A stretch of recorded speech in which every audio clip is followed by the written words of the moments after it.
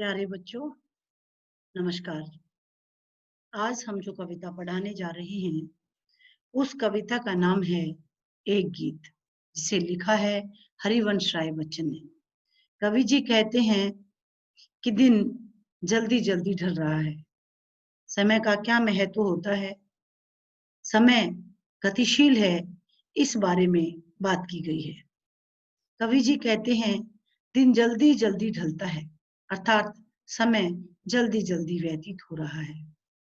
हो जाए न पथ में रात कहीं, मंजिल भी तो दूर नहीं। यह सोच थका दिन का पंथी भी जल्दी जल्दी चलता है, दिन जल्दी जल्दी चलता है।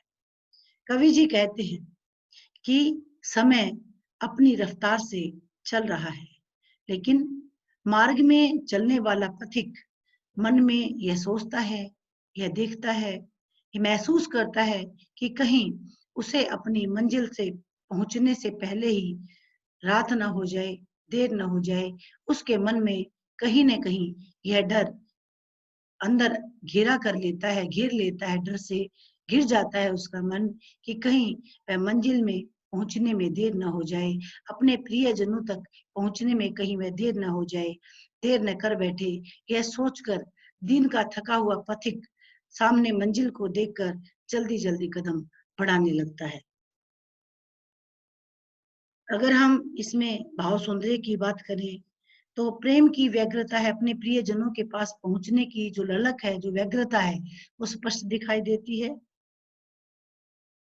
दिल जल्दी जल्दी ढलना, जल्दी जल्दी चलना, ये सब दिखाता है, दर्शाता है कि पथिक को अपने घर पहुंचने की बहुत जल्दी है। जल्दी जल्दी सिर्फ सौंदर्य की बात करें तो जल्दी जल्दी ढलने में जल्दी जल्दी शब्द में पुनरुक्ति प्रकाश अलंकार है और भाषा भावों के बिल्कुल अनुरूप है। इसका हम अगला काव्यांश लेते हैं।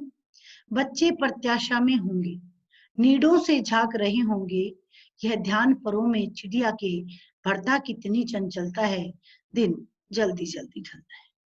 अब इस काव्यांश को देखें तो वो एक चिड़िया का उदाहरण देकर ये समझाने की कोशिश की गई है कि चिड़िया भी आगे की ओर कब बढ़ती है, कब कौन सी बात उसको उसके छोटे छोटे पंखों में चंचलता भर देती है। बच्चे प्रत्याशा में होंगे, नीडों से झांक रहे होंगे। बच्चे प्रत्याशा में आशा लगाए बैठे होंगे, और नीड का अर्थ होता है घोंसला। बच्चे यह आस लगाए बैठे होंगे कि माँ आएगी तो दाना लेकर आएगी।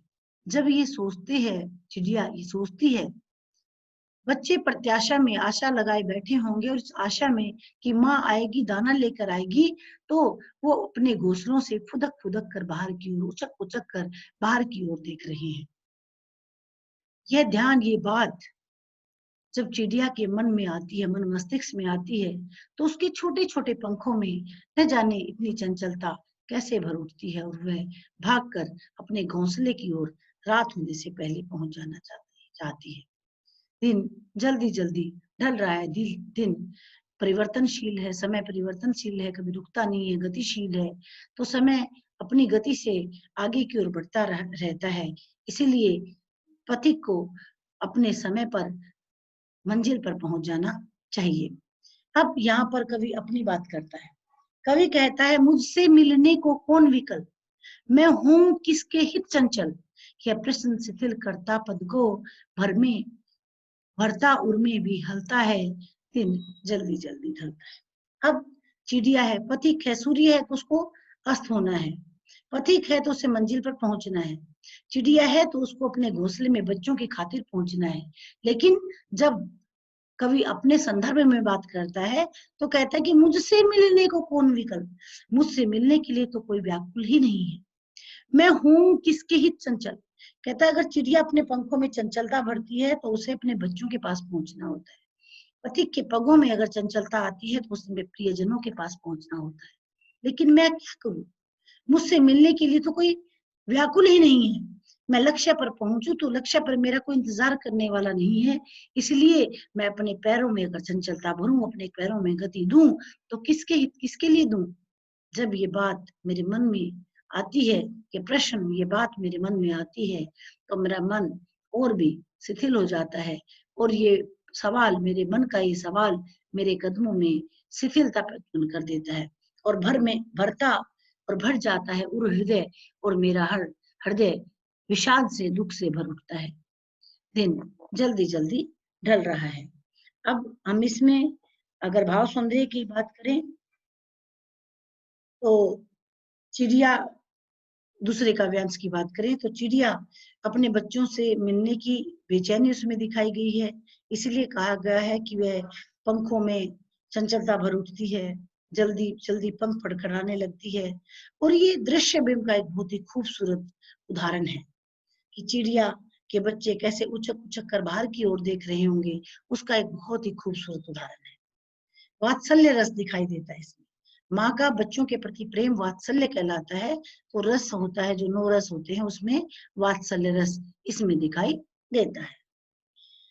इसके बाद है जो अंतिम पद है, इसके हम भाव संदेह की बात करें तो मुझसे जो प्रश्न लगाए गए हैं, प्रश्न सूचक चिन्ह लगाए हैं, इससे माध्यम से पता चलता है कि कवि के मन में निराशा है, अपने प्रियजन से दूर है, इसीलिए उसके मन की उदासी स्पष्ट दिखाई देती है।